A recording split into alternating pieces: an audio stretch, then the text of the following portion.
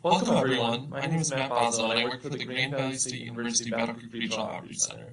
I'm here today to walk you through how to complete your college applications. In our first video on the College Enrollment video series, we explored various college programs and learned about resources to help you determine which college programs you'd like to pursue after high school graduation. This video will explain the whole college application process. We will review the different components in most college applications, so you will be prepared to know what these applications look like. Now, let's get started. Each college application will look differently. Some may require essays, some may require short answer responses, some may not require any personal writing at all. When colleges ask for writing responses, they want to know more about your story and get to know you more. Colleges do take writing responses seriously, so make sure you dedicate the time to preparing a substantial, high-quality writing response. They use these writing responses to get to know you as a person, as well as offer scholarship opportunities to you. So if you have the opportunity, definitely include it in the writing response. Make sure to pay attention to word or character length restrictions and answer the writing prompt. Writing is a process, so it's important to have other adults review your essays and writing responses to receive their feedback. These adults can be family members, teachers, coaches, older siblings. Make sure to give them time to review and provide feedback, so start working on these essays early. On this slide, I provide a prompt for us to discuss how to break down how to construct writing your response. This prompt is from the Grand Valley State University's application. Describe your educational achievements in the face of any challenging social, economic, or cultural circumstances that you have encountered. Okay, so let's break it down. So first, what is the prompt asking? When writing, you got to make sure that you address the prompt. This prompt is asking for your educational achievements despite the challenges you have encountered. Now, secondly, what personal strengths do you want to highlight in your writing? Everyone has their own strengths. Leadership, creativity, and positivity are just some examples. Make sure you address these personal strengths in your writing, since these essays are an opportunity to showcase who you are and how you would be a benefit to that college. And lastly, what experiences can be used to share your story? Experiences are part of your story and can be a great vehicle for highlighting your personal strengths. These could be experiences at school or experiences through clubs, sports, or family. Essay writing can be challenging, especially if you've never done any writing about yourself before. My biggest advice is don't worry too much. Essay writing is an opportunity for the colleges to get to know you more, and you are the director in showing the colleges more about your strengths and talents. So, let's review some important tips to consider in your essay writing. Use your experiences to share your story, because your story is your strength. Think through your involvement in school, extracurricular activities, and the community. Sharing your story is easy once you pinpoint which experiences to talk about. Now, what are you passionate about? Highlight personal experiences that fuel your fire and showcase your own passions. This will help in writing your essay and sharing your personality and strengths to the reader. Now, show versus tell is a writing strategy that aims to immerse the reader in your story. Showing your experiences to the reader involves using descriptive details which provide an overall context of the experience. When you tell your story, it does not provide an overall context with your personality. For example, this is a statement that tells the story. I am interested in pursuing engineering because I participated in the Kalamazoo Area Career Center's Intro to Engineering and Robotics program. Now, when you show your story, the similar statement would look like, as part of my participation in the Kalamazoo Area Career Center's Intro to Engineering and Robotics program, my teammates and I constructed a remote-controlled robot. My team designed the robot to maneuver through an obstacle course, and we are in first place in our class competition. I loved working with my teammates and seeing our final robot succeed. It felt amazing. I definitely want to continue down this career path because I felt immersed in this whole design process, from the original design to the construction and the execution. Now, do you see the difference? Showing your story adds so much more details and personality to your essay, so make sure you always try to do this in your essay writing.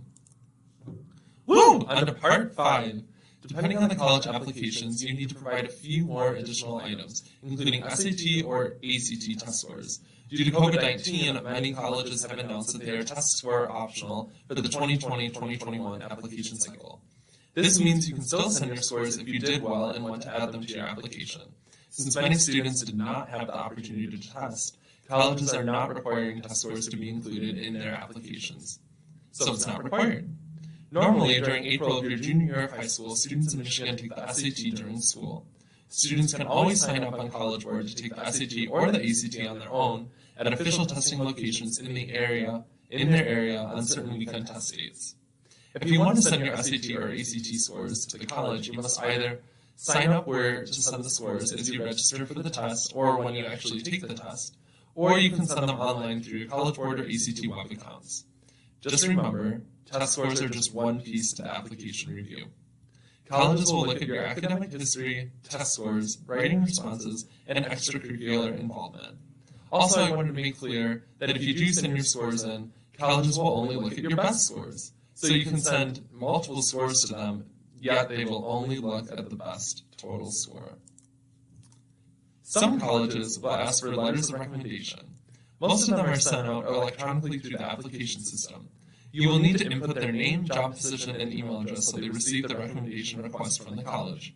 If you need to send a letter of recommendation, determine who you need to ask. Some colleges require a recommendation form from a core academic teacher, such as math, English, social studies, science, or a foreign language, or your school counselor. Some colleges don't care who sends a recommendation, so you could ask another school professional, community member, athletic coach who knows you well. When you request a letter of recommendation to be written for you, make sure to ask early, at least 4 to 6 weeks before the deadline. This ensures they have enough time to write a high-quality recommendation for you. Make sure to be prepared to provide your recommender with information about your application. Include the deadline date, which is when you need your letter of recommendation by. Also include information on how the recommender submits their letter of recommendation. Most college applications do this online, so make sure to explain to your recommender that they should receive an email asking to provide the recommendation. If there's any specific things you want the recommender to include in the recommendation, make sure to point out those personal highlights and experiences. This could be a class project or assignment, extracurricular activity, or leadership experience. Lastly, make sure you ask nicely and thank your recommender for their help with a thank you note or email after they provide the recommendation. This goes a long way. Plus, it demonstrates how much you genuinely care. And it's a routine practice that you will be doing in your future as you apply for future jobs. Another component of the college application includes an application processing fee. Some colleges don't require this, but it just depends on the specific college. This application fee can be paid online with a credit card.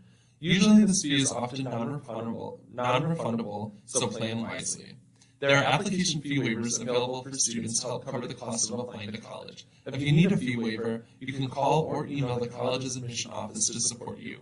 You can also work with your school counselors to complete a fee waiver form, and they can submit the request to the colleges for you. On a side note, universal applications such as Common App or the Coalition for College app are resources available for students applying to college. These universal applications can be a great tool, plus some colleges only use this form of application now. This can be a valuable resource for you as you apply for colleges since you only need to input your information in one application. Every college will ask for some additional information in these universal applications, but it does save a lot of time, especially if you're interested in applying to many different colleges. To determine if you'd like to use either of these universal applications, make sure the college uses the universal application. You can confirm this by contacting the college's admissions office or looking on their admissions website. These universal applications do require more information, including a counselor school report as well as essays. If you do choose to use one of these universal applications, make sure to inform your school counselor so they can work on the required application portions.